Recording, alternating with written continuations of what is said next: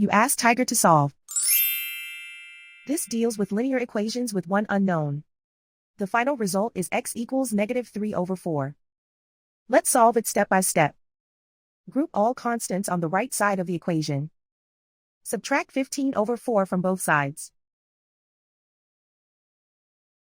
Group like terms. Combine the fractions.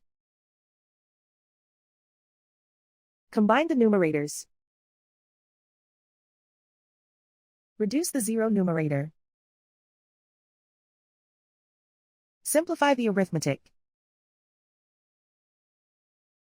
Convert the integer into a fraction. Combine the fractions. Combine the numerators.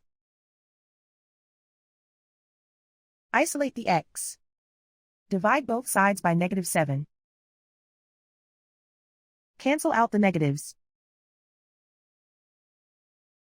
Simplify the fraction. Simplify the arithmetic.